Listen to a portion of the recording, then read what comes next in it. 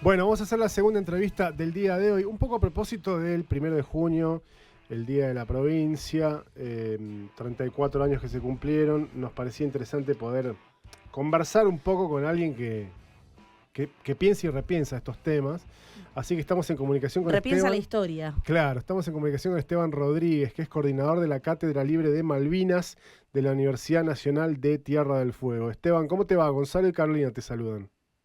¿Qué tal? Buenos días, ¿cómo están? Muchas Bien. gracias por el contacto. Gracias a vos por atendernos. Esteban, bueno, un poco pensando en producción, decíamos, bueno, el 1 de junio, el Día de la Provincia, una provincia que cumple, por lo menos desde que existe su constitución, 34 años, pero que tiene una historia mucho más larga, por supuesto, y que entre otras cosas es la única provincia que tiene su territorio usurpado por el Imperio Británico, nada más y nada menos. Así que quizá la primera pregunta es preguntarte a vos qué diagnóstico o qué tipo de provincia ves, en principio, a 34 años de la jura de la Constitución. Bueno, me parece que es una provincia con todavía muchos desafíos por delante, más allá de la cuestión de la soberanía de las Malvinas, que es algo que no está en discusión en este momento, y que por ahí sí formó parte de la discusión en torno a la ley que se aprueba de provincialización, ¿no? Sobre esta discusión de provincia chica y provincia grande, de si incluir a las Malvinas en una discusión que luego podría ser diplomática con el Reino Unido. Me parece que esa es una victoria de la ley de provincialización, del concepto de provincia grande, y que hoy nos seguimos planteando un montón de dificultades, pensar que somos pues, bicontinentales, que somos la provincia más grande de la Argentina, Claro. y que, por ejemplo, no tenemos una ciudad del norte con un puerto, siendo Argentina el país con una de las superficies de costa más grandes del mundo. Uh-huh. Entonces, bueno, ahí siguen estando como los desafíos, ¿no? Sí, de hecho decías lo del puerto, ¿no? Como por lo menos en lo que hace a la Isla Grande, Uh-huh. tenemos uno solo y algún muellecito para pequeñas embarcaciones en Sí. lugares donde hay pesca, pero pienso que uno va a países desarrollados y una isla grande como la de Tierra del Fuego seguramente tendría 5 o 6 puertos funcionando a pleno, ¿no? Sí, o por lo menos uno en cada una de las ciudades que tienen Mínimo, mayor no, mínimo, desarrollo claro. industrial o turístico, porque imagínate que Río Grande tuvo un contacto con el mar, digo con el mar y con el mundo, porque cuando se inaugura o se construye el frigorífico acá en Río Grande, Sí, nuestra producción de carne iba a Europa. Ah, mirá. claro.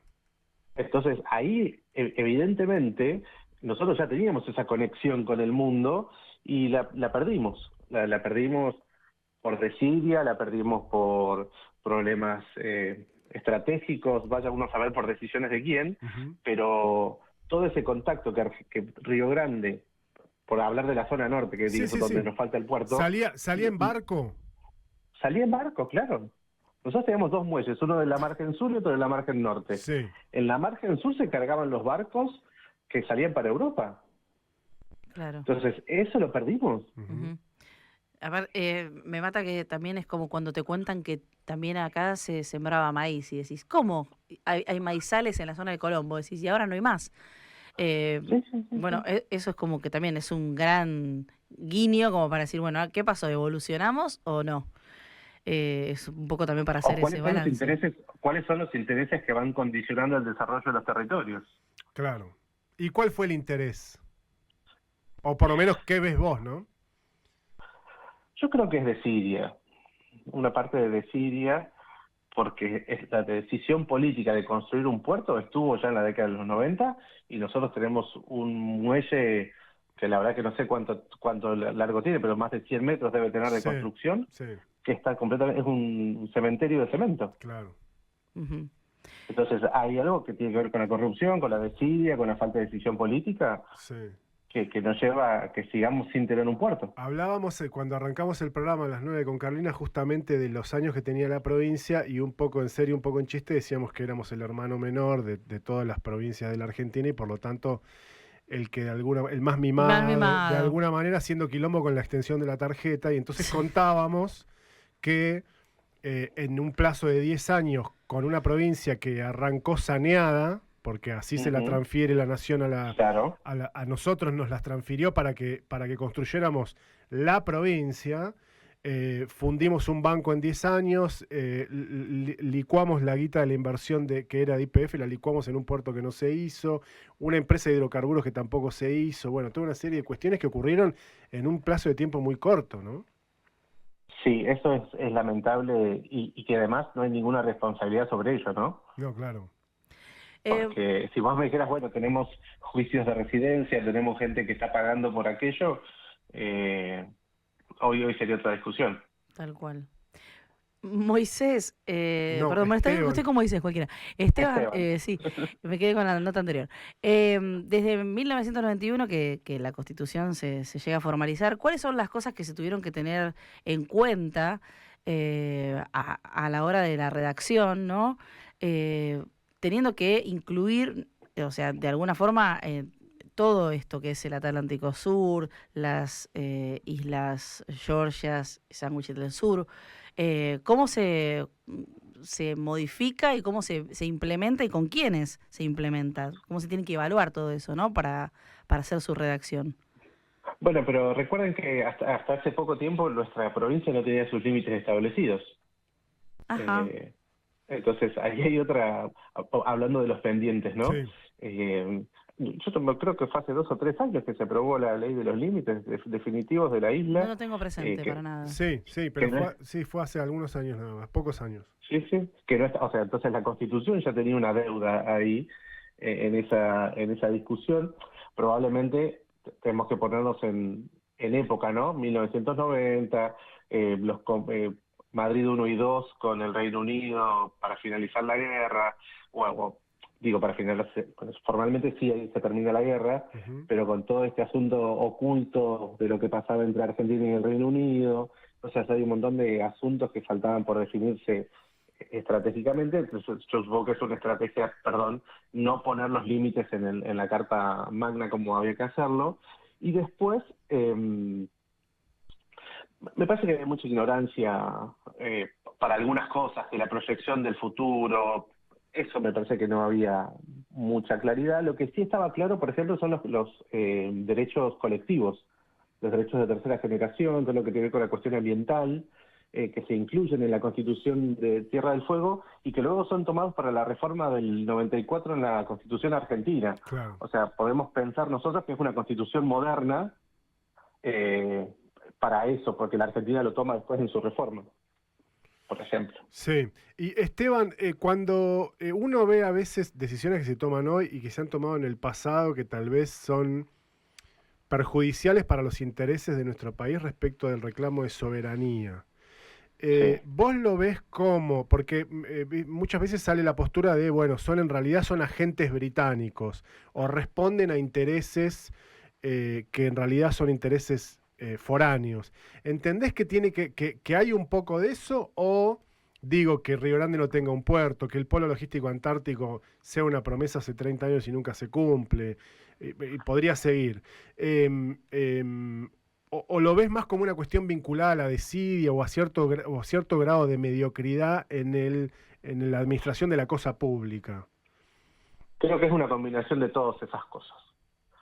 Evidentemente, para algunos sectores de poder no es importante que nosotros tengamos un puerto, que eso nos permita un desarrollo quizás más autónomo, precisamente por la cercanía con las Malvinas. Río Grande es la ciudad que está más cerca de Malvinas en la Argentina. Sí.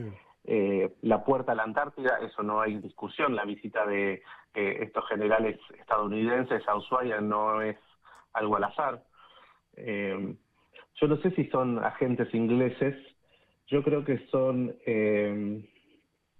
ignorantes para algunas cosas, y eso se conjuga con la desidia y el resultado es el peor.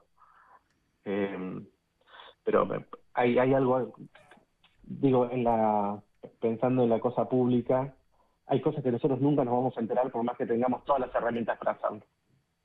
Entonces nosotros podemos suponer que hay buena intención en algunas decisiones, pero en realidad por atrás de ello hay otra cosa que nos excede y que tiene que ver con el derecho de explotación de algún recurso, con el derecho, con el permiso de pesca, con el permiso de uso de alguna tierra, y nosotros nunca nos vamos a enterar. Mirá lo que pasó con el radar. ¿Cuánto pasó para que nosotros, bueno, había capitales ingleses en esa cosa, y seguimos ahí discutiendo el radar? Y está ahí. Ok, ¿y vos crees que no hay tampoco intenciones de, a la hora de, por ejemplo, que se está barajando ya desde hace un par de años la reforma de la Constitución, vos crees que este tipo de temas tendrían que estar ya tratándose, por ejemplo, abriendo debate como para por ahí darle una discusión seria? Es que, mira, pensando en el tema de la soberanía, ¿no? La Constitución Nacional establece en sus condiciones transitorias que es irrenunciable la causa Malvinas. Entonces, eso ya nos da un paraguas a nosotros para decir, bueno, esta lucha nunca la vamos a dejar porque lo establece la Constitución Nacional. Por más que el gobierno nacional de turno haga todo lo posible para que nosotros no discutamos la soberanía o no avancemos en la discusión de la soberanía sobre nuestras Islas Malvinas. Entonces, esto nos protege a nosotros como fueguinos respecto de que podamos perder ese territorio. Y después, además, la Constitución Nacional establece que nosotros somos dueños de nuestros recursos naturales. Así que sería muy raro que un gobierno provincial atente contra nuestros intereses. Y ahí, por ejemplo, habría que revisar qué es lo que pasa con la llegada de desechos nucleares o de basura a nuestro territorio. Claro. Ahí es donde hay que poner el ojo, porque no olvidemos que el proyecto de reforma de la Constitución, creo que, si mal no recuerdo, 1/3 de la Constitución era lo que se quería reformar, sí. Y bueno, hay que prestar atención a esas cosas que están en el proyecto de reforma de la Constitución. Sí, es cierto. Bueno, uno también podría pensar, yo trato de pensar positivamente, uno también podría pensar que hay, claro, que la provincia sí, podría tener... pensar que va para adelante, bueno, sí, obvio. Uno podría pensar que la provincia podría tener algún tipo de desarrollo vinculado a la energía nuclear, energía atómica, aunque sea en términos de investigación, que en otras provincias funciona y funciona muy bien. La Argentina tiene una tradición de muchas décadas de ese tipo de investigaciones y de producción, incluso de hacer reactores y ganar licitaciones internacionales. Y aquí en Tierra del Fuego todo parece indicar que no es posible por una cuestión constitucional, ¿no? Por supuesto que uno no quiere ser un basurero nuclear en el mundo, pero tal vez esa reforma, si finalmente se hace, puede ser, bueno, ¿cuál es el perfil vinculado a ese tipo de energía que la provincia podría tener? Digo, también pensando en estas cuestiones de ampliación de matriz y todo eso, ¿no? Sí, bueno, pero en ese caso, ¿qué pasa con la energía eólica? ¿Por qué nunca desarrollamos la energía eólica en Tierra del Fuego? No, es que somos una provincia llena de lo que podríamos ser o lo que podríamos haber sido. ¿No? Si estamos todo el tiempo proyectando la energía marítima. Claro, sí, hay un montón de cosas para hacer. Pero uno siempre se pregunta, ¿qué es lo que sucede que no se concretan? Claro. Sin embargo, pensamos en salmonicultura con todo lo que eso implicaría para el impacto de nuestro ecosistema. Claro. Siendo coordinador de esta Cátedra Libre de Malvinas, ¿cuál es el tema más recurrente y en donde se hace hincapié y donde, bueno, hay como más debate?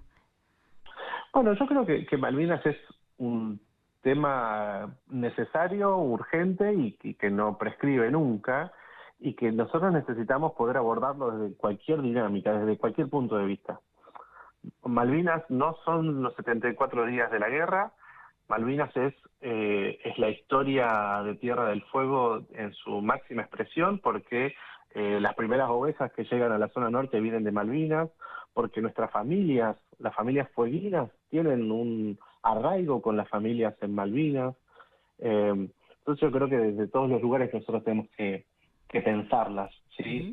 Obviamente que la guerra se lleva el mayor protagonismo, pero creo que tenemos que poder pensar a Malvinas como un objeto de estudio de las ciencias sociales, y a partir de esa perspectiva poder abordarla desde cualquier punto de vista. Totalmente. Y estamos como pobladores de Tierra del Fuego, como fueguinos, realmente metidos en el tema, o sea, a nivel soberano, justamente, o sea, entendiéndolo. Yo creo que sí, yo creo que sí, que hay un gran labor por parte de los centros de veteranos y de excombatientes de las dos ciudades. Me parece que nosotros lo vemos muy patente en las vigilias, que cómo se desarrollan y crecen en las dos ciudades y en la ciudad de Tolwyn también.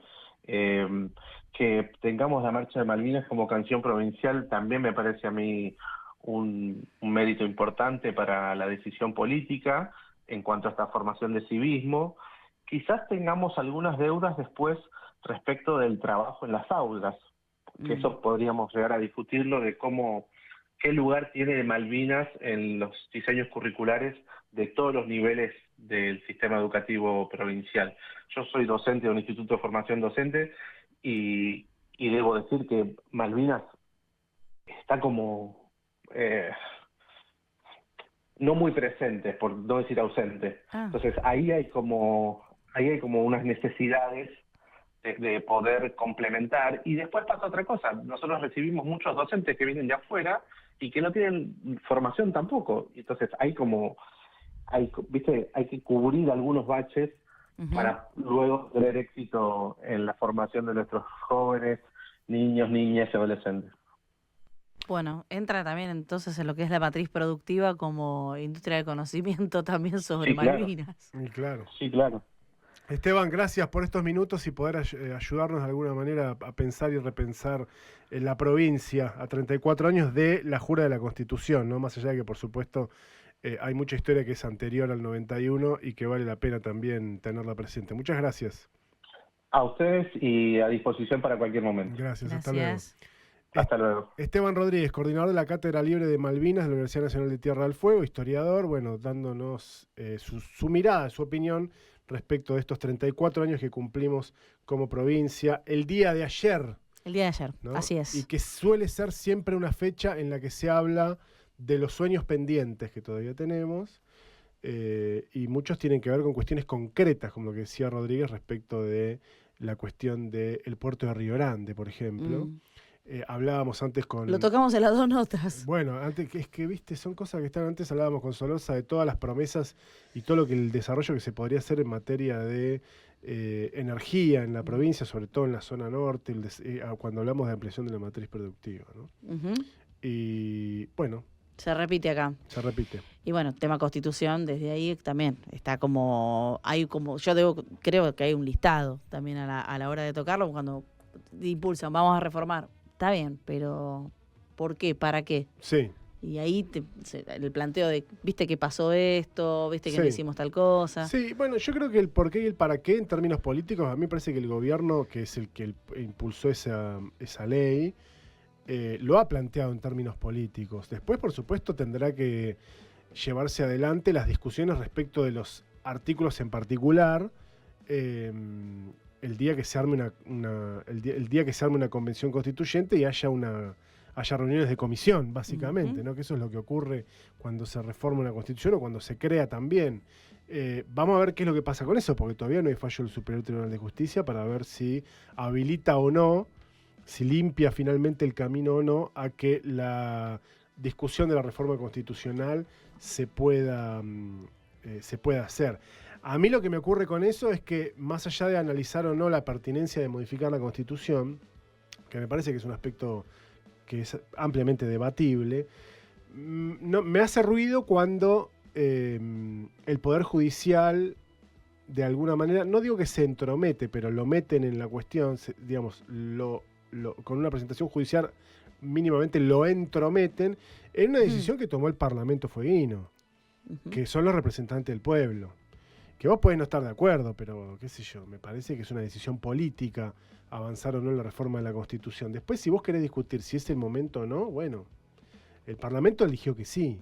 Claro. Entonces, querer de alguna manera impedir que eso ocurra por algunos aspectos técnicos que me parecen menores, que no hacen a la voluntad de la legislatura fueguina, me parece... No me gusta cuando se judicializa la política, quiero decir. Y esa es una decisión netamente política. Sí, sí. Total. Pero bueno, veremos finalmente qué es lo que ocurre. Ahora la pelota está en el Poder Judicial, obviamente.